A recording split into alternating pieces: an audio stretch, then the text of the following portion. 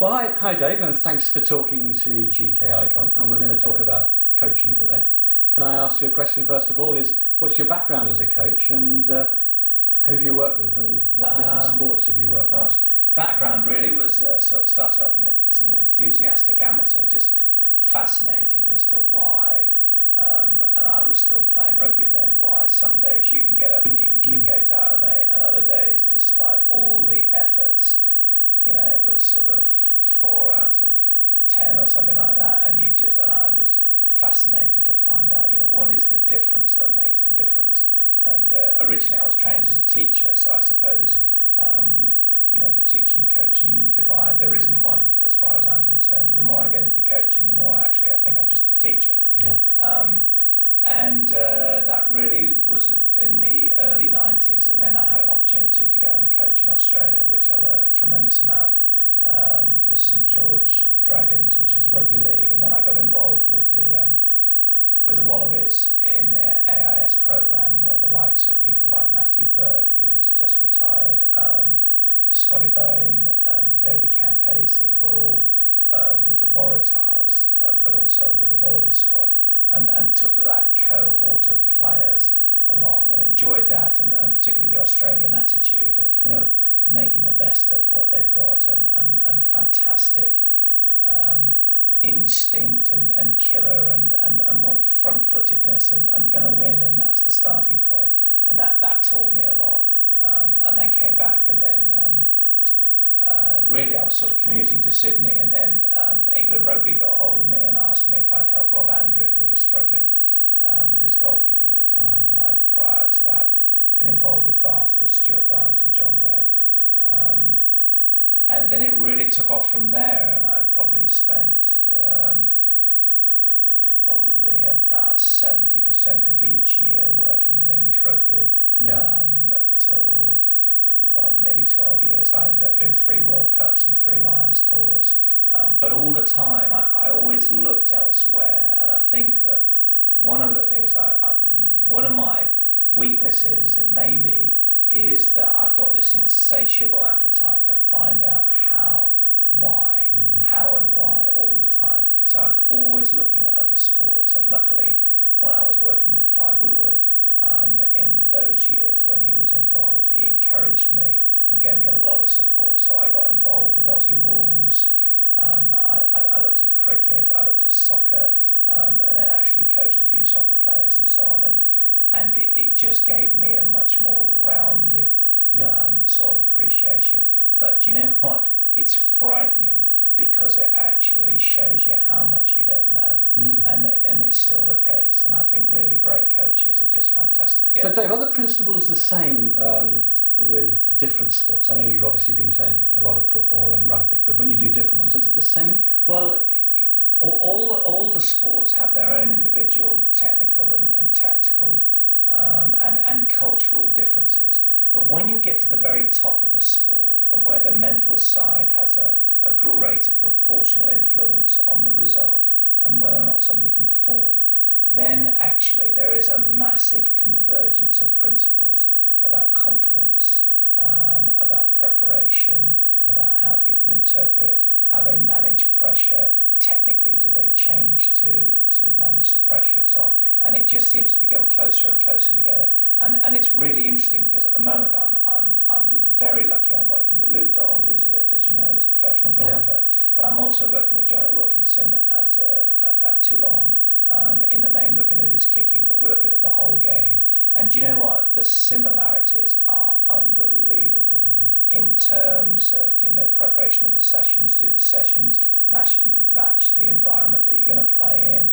Do you actually monitor the sessions? Right, this is repair to look at technical stuff. This is repetition, and now this is tournament behaviour.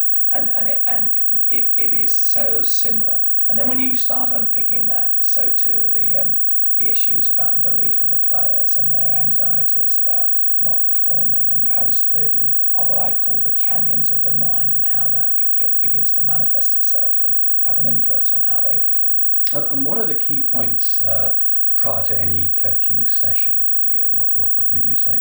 I think the number one key point in any session is to communicate with the player exactly what you want to achieve. Okay. So that there is a target. You know, today we are going to be looking at this. And usually that means that you go back to what you did in the previous session as a recap, and then you move forward into perhaps the new area. With more elite players, I often ask them, and I have this term called get to the ugly end of their ability, because it's no good practicing what they're already good at. Yeah. Start with that, but then push them either through cutting down time or making the target smaller or expecting higher percentage score rates or however you quantify the practice. Then lift the bar and get to it where it is ugly and messy and where the skill breaks down, and that's when the learning starts taking place. Okay. The interesting thing is, though, a lot of people say, you know, I really enjoyed that session and I feel good about it. It's often as a response to the fact that they've been pushed in that ugly area and they felt uncomfortable and it is awkward and it was frustrating, but they got through that. And I think coaching is actually managing that process. When you're doing a coaching session, obviously you don't want to keep starting all the time, but will you point out a mistake, or will you sometimes just let some slide by so that you can get back to it later? I think it often depends on the dynamics of the session. Let's say if we're looking at a group session with say 12 or 20 people, I would not stop for one person making one fault. Right. What I would try and do is to keep the session going. I might have a quick tap on the shoulder and say, look, just make sure you do this or whatever, and try and give them. If you're staging the development of a group and say, right, to start off, we're all going to be doing this, I would start the session, and if there was a considerable number of people that were continually struggling, then I might take the whole group back another way. I mean, give you an example. One of the things I'm trying to do in soccer is to encourage kids and players to kick a lot more safely and use the power of their pillar, which I define as, or the trunk, as the power initiator rather than the leg. Yeah. So the pillar doesn't quit, the pillar goes through. And to be able to do that, you have to land on your kicking foot. Now, most people, when they kick a ball, they shuffle forward with their non-kicking foot, or they rotate. Yeah. Now, the rotation is fine when it's a 5-6 yard pass or a 10-yard pass or something like that. But once you start shooting with it, and this is why a lot of goalkeepers, for example, say, well, I only do several kicks a day because I get sore and I want to save it for the game. Well, they get sore because their principal action is rotation rather than going through. So the issue of landing on the kicking foot is not a natural one to start with. So I may actually start that, so this is what we're going to do, see people struggling and then take them all back to, let's just walk through it to start with, and then let's just jog through it and so on. And I wouldn't necessarily pick out individuals that are not getting it right. I would just have a feel and say, well, hang on, they could all do with just going back and redoing some basics and then going forward. Okay, so when you're coaching these children, obviously for GK Icon, this is really interesting. Can you give us some useful ways of warming up before you start all of this? Yeah, this would be part of the session of actually sitting down with the players and explaining what's happened. There's two parts to. I don't like the term warm-up. Okay. I'd rather have the term preparation to learn.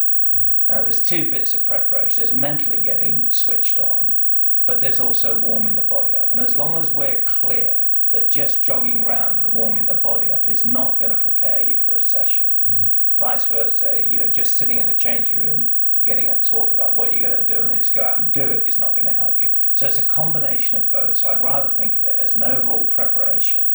Okay, guys, this is what we're going to be doing and so on. And you might actually say, listen, we're going to go out and we're going to get the circulation going and get you warm by doing X. Now, if you've got the facilities and you're smart enough, even doing X is getting people warm, but it might be preparing them from where you want to go to. So if you can warm up with the ball.